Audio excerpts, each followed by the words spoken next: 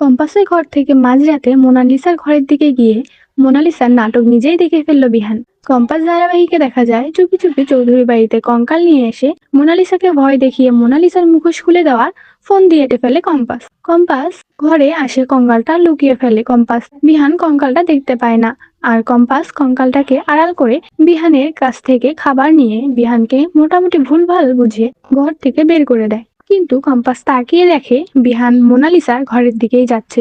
বেশ একটু খটকা লাগে কম্পাসের যে বিহান স্যার এখন মোনা ম্যাডামের ঘরের দিকে যাচ্ছে কেন। তবে কম্পাস এটা নিয়ে বেশি ভাবে না। কম্পাস ওই কঙ্কালটাকেই নিজের মতো করে ঠিকঠাক করতে থাকে, যাতে এই কঙ্কালটা দিয়েই কম্পাস বিহানের সামনে সবার সামনে মোনালিসার নাটক ফাঁস করে দিতে পারে।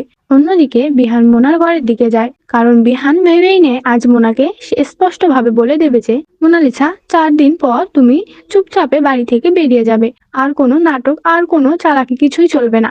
তবে যখনই বিহান মোনালিসার ঘরের দরজায় গিয়ে নক করতে যাবে, তখনই বিহান শুনতে পায় ভেতর থেকে মুক্তিমাসির গলার আওয়াজ শোনা যাচ্ছে। বিহান ভাবতে থাকে এ তো মুক্তিমাসি ঘরে মনে হচ্ছে, তাহলে থাক আমি পরে আসবো। যখনই বিহান ফিরে যেতে যায়, তখনই বিহান শুনতে পায় মুক্তি মোনাকে বলছে, মোনা সব প্রতিশোধ আমাদের নিতেই হবে। আজ কম্পাস আমাদের সাথে যা যা করেছে তার প্রতিশোধ নিতেই হবে।